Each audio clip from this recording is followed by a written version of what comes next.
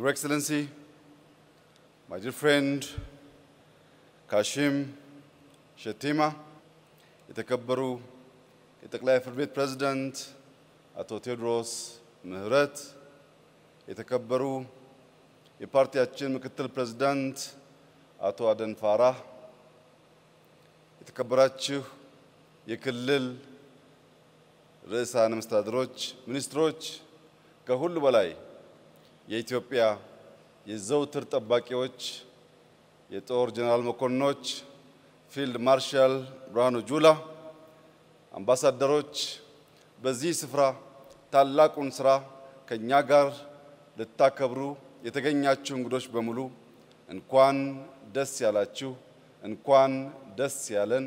እንጀምራለን፣ እንጨርሳለን፣ እንጀምራለን፣ እናስተምራለን፣ እንጀምራለን፣ እናንሰራራለን። ይህ ኢትዮጵያዊነት ነው።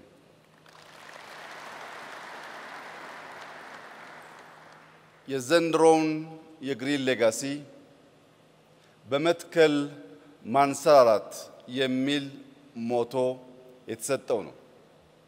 በመትከል ማንሰራራት የተባለበት ዋነኛው ምክንያት የግሪን ሌጋሲ የመጨረሻው ዓመት በመጀመሪያው አቅዳችን መሰረት የሚቀጥለው ክረምት ነው።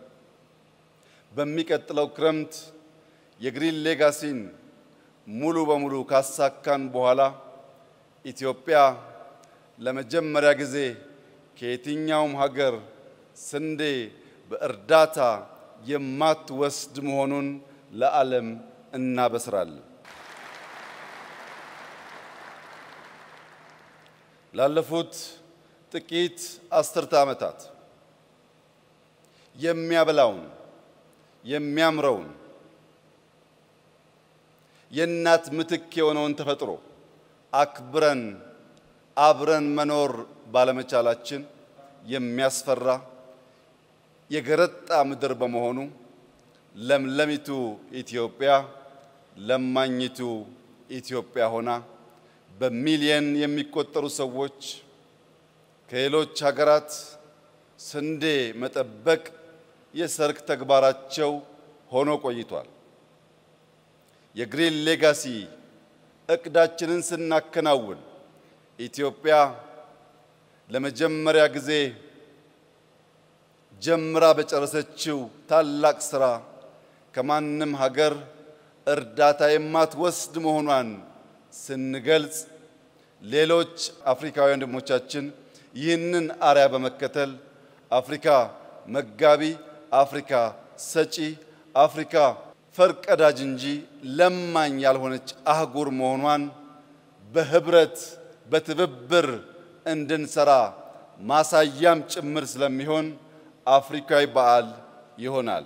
ዛሬ ለዚያ ማሳያ እንዲሆን በአፍሪካ ትልቁን ፖፑሌሽን የያዘችው ናይጄሪያ በኢኮኖሚ ያደገች ያለች በተግባር ሪፎርም በማካሄድ ለአፍሪካ ፈርቀዳጅ ስራዎች እየሰራች ያለች ታላቅ ሀገር አንድ ዓመት ሲቀረን መባቻውን በጋራ ለማክበር ከኛ ጋራ ወንድማችን ካሽም የተገኘ ሲሆን መላው አፍሪካ ከግሪን ሌጋሲ ተምሮ እርዳታን ከውጭ የምናቋርጥበት ዘመን በቅርብ እንደሚሆን ያለኝን ታላቅ እምነት ስገልጽ ከኩራት ጭምር ነው።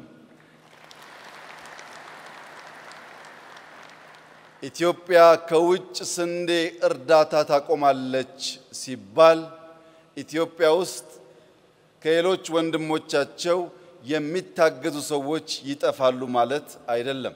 ኢትዮጵያ ከሚቀጥለው ዓመት የግሪን ሌጋሲ ማጠናቀቂያ በኋላ ከውጭ እርዳታ አትቀበልም ማለት በውስጥ አንተጋገዝም ማለት አይደለም።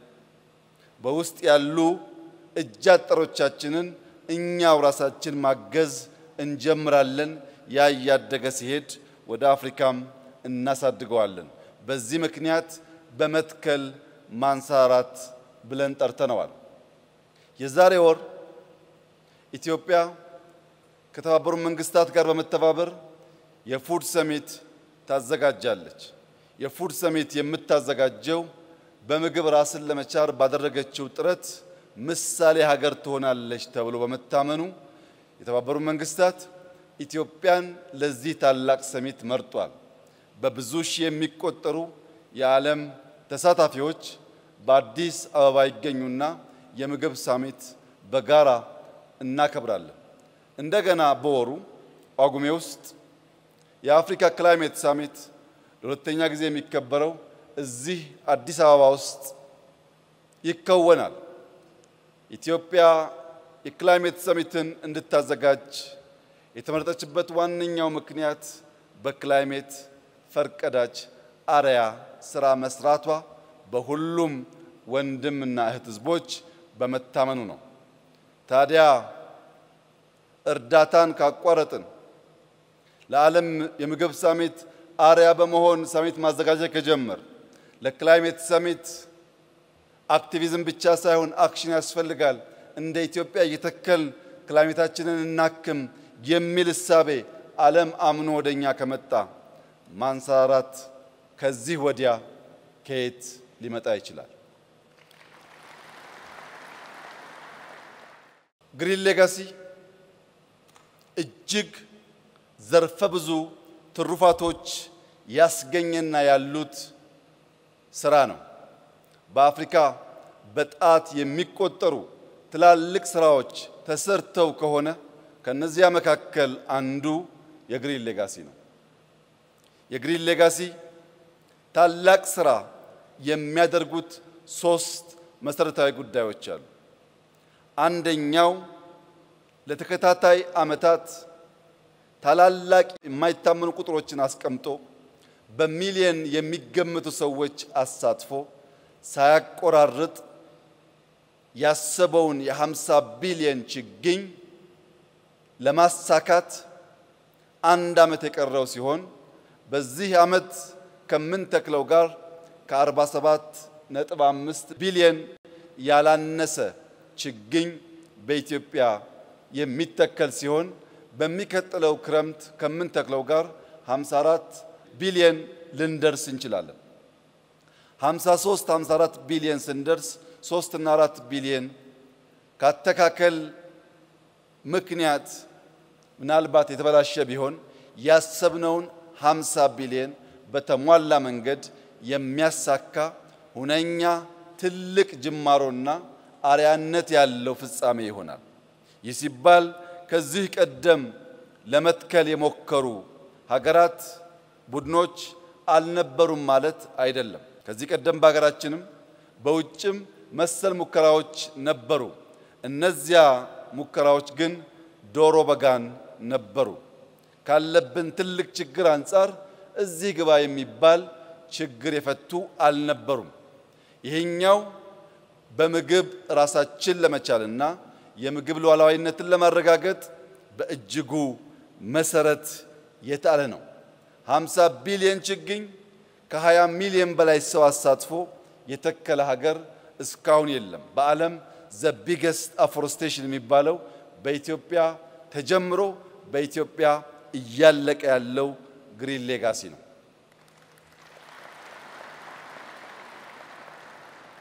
ዓለም ከአዳራሽ ከስብሰባ ወጥቶ አፈር ጭቃ ነክቶ ተክሎ መቀየር የሚገባው ይህ ተግባር ባለመቀየሩ አክሽን ያስፈልጋል።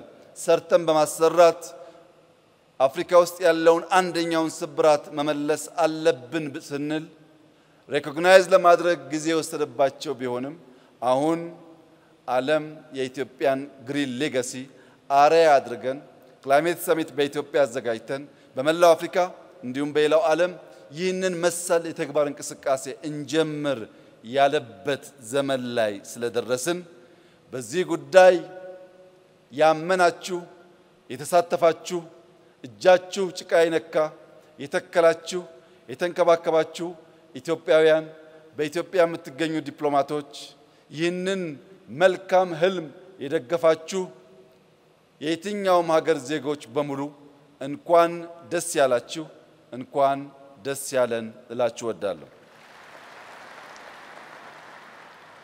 የኛን ግሪን ሌጋሲ ከሁሉ የገዘፈ ያደረገው 50 ቢሊዮን ችግኝ መትከላችን ብቻ ሳይሆን በሚሊዮን የሚቆጠር ሕዝብ በገዛ ፈቃዱ ሕፃን አዛውንት ሳይል በክረምት በዝናብ ውስጥ የተራቆቱ ተራሮች ለማልበስ ከፍተኛ ጥረት ያደረገ ሕዝብና ሀገር በመሆኑም ጭምር ነው።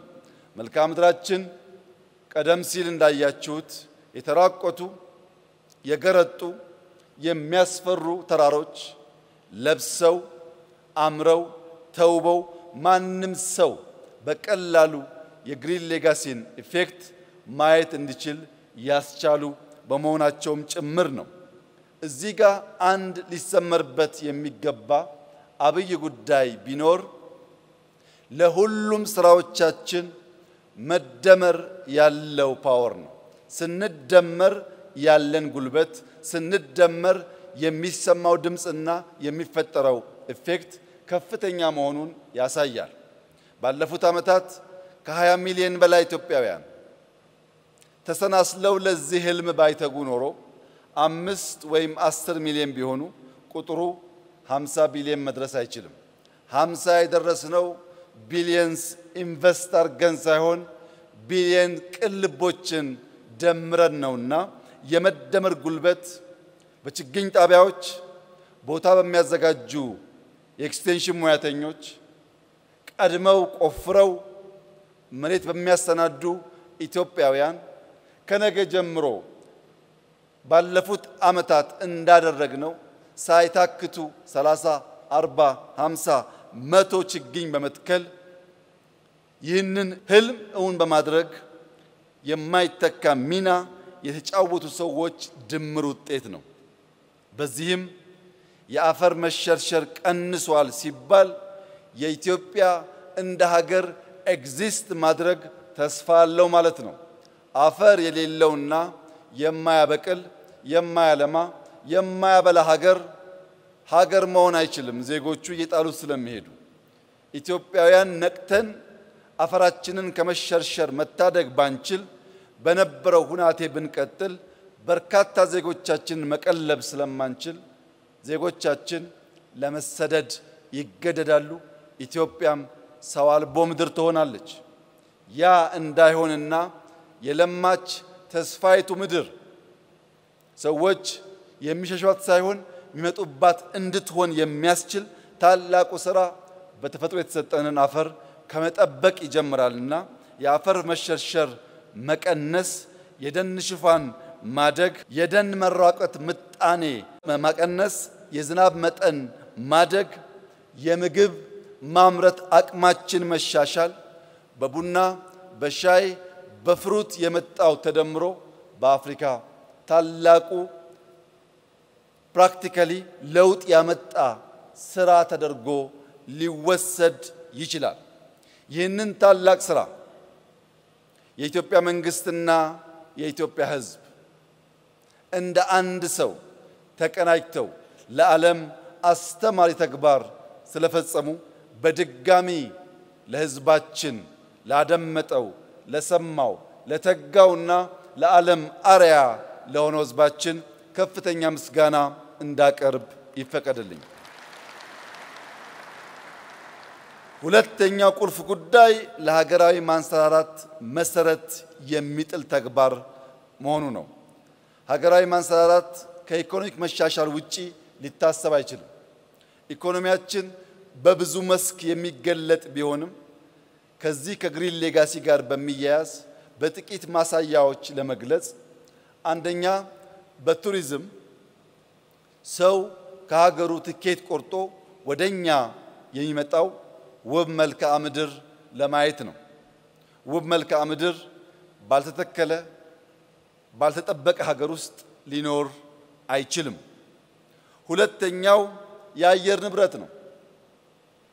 በዚህ ወር በሚቀጥለው ወር ከዚያም በሚቀጥለው ወር ከኢትዮጵያ 2 ሰዓት 3 ሰዓት ፍላይት ራቅ ብትሉ አብዛኛው የዓለማችን ክፍል ወበቁ አያስቀምጥም።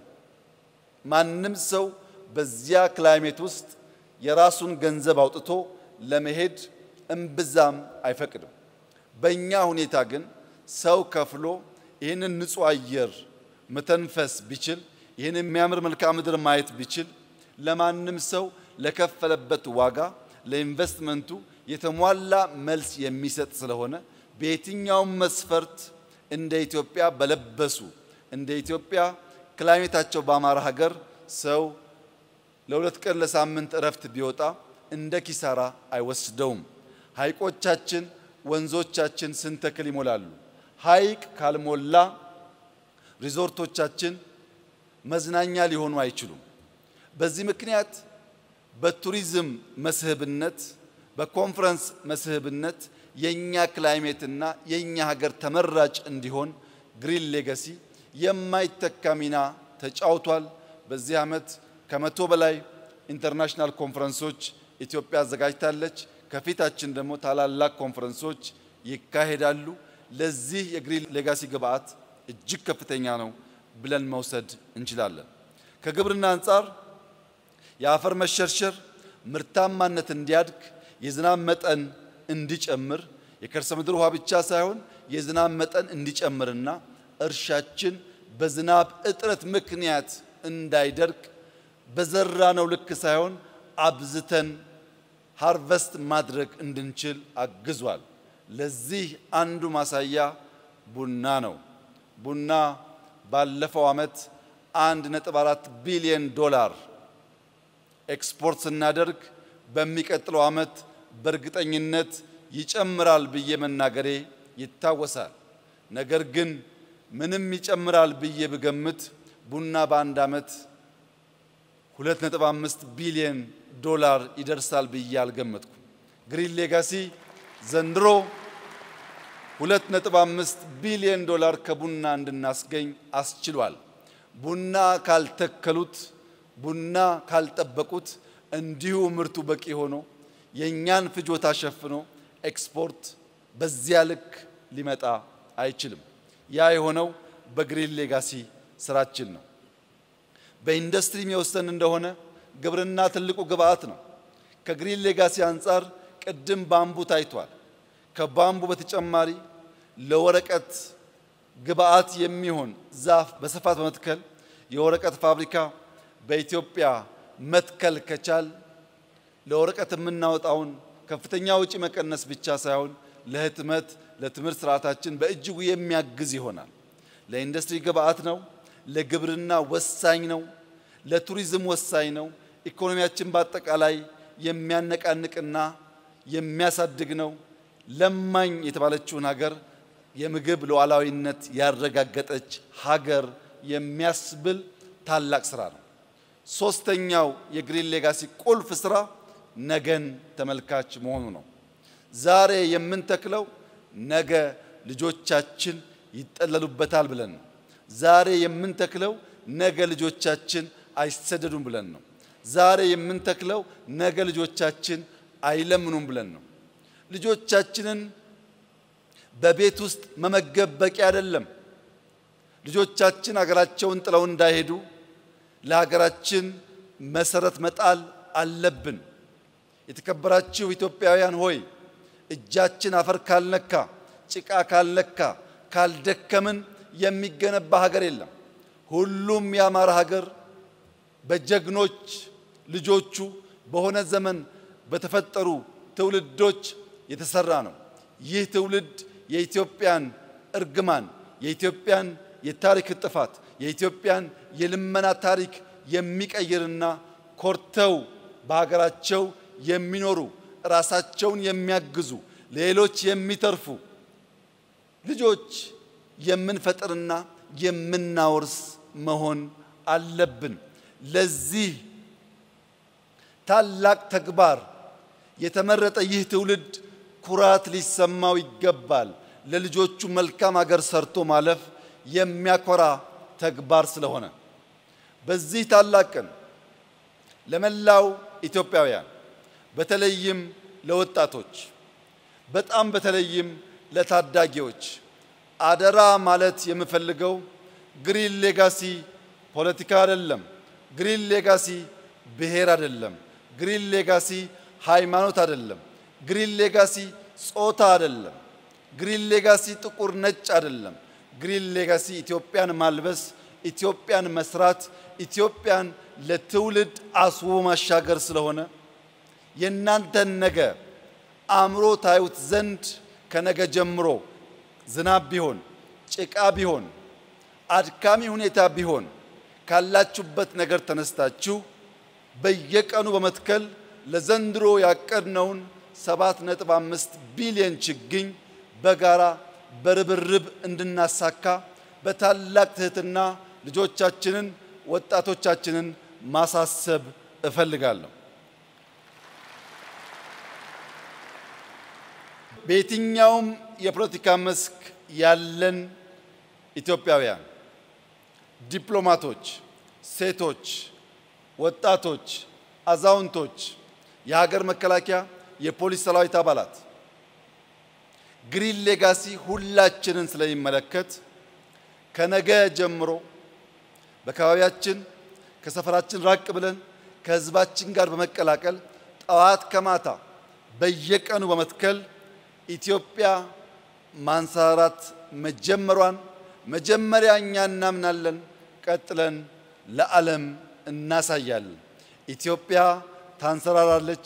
ልጆቻችን አይለምኑም። ብልጽግናችን ይቀጥላል። መደማመጣችን ይቀጥላል። በመደመር የተለወጠች ኢትዮጵያን ለልጆቻችን እናስረክባለን። ይህ ቃል እንደ ግሪን ሌጋሲ ይፈጸማል። ይህ ቃል